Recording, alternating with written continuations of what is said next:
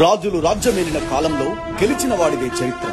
కానీ రాష్ట్రంలో జననాయకుడున్నప్పుడు గెలిపించిన ప్రజలదే చరిత్ర. తెలంగాణ చరిత్ర అంటే నిజాం వైభవం కాదు, ఆ రాచరికంపై తిరగబడ్డ సాయుధ పోరాటం.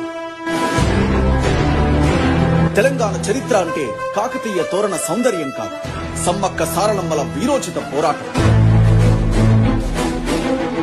తెలంగాణ చరిత్ర అంటే పెత్తందార్ల జీవితాలు కాదు, చాకలి ఐలమ్మ, రావి నారాయణరెడ్డిల పౌరుషాలు. అట్లనే తెలంగాణ చరిత్ర అంటే ఆ నలుగురి బలుపు పురాణం కాదు, 4 కోట్ల మంది ప్రజల గెలుపు ప్రయాణం.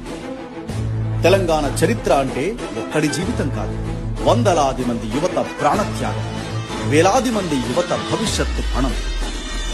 తెలంగాణ చరిత్ర అంటే ఒక్కడి కుటుంబం కాదు, కోట్ల కుటుంబాల దశాబ్దాల రణం. ఇవన్నీ కలిస్తేనే ఈనాటి తెలంగాణ. రాచరిక పోకడలను ఓడించి రాష్ట్రం ఇవాళ ప్రజాస్వామ్య పాలనకు పట్టం కట్టింది. వక్రీకరించబడిన తన చరిత్రను తనే తిరగరాసుకుంటోంది. నిఖార్సైన తెలంగాణ బిడ్డ సారథ్యంలో నిజమైన చరిత్ర ప్రాణం పోసుకుంటోంది.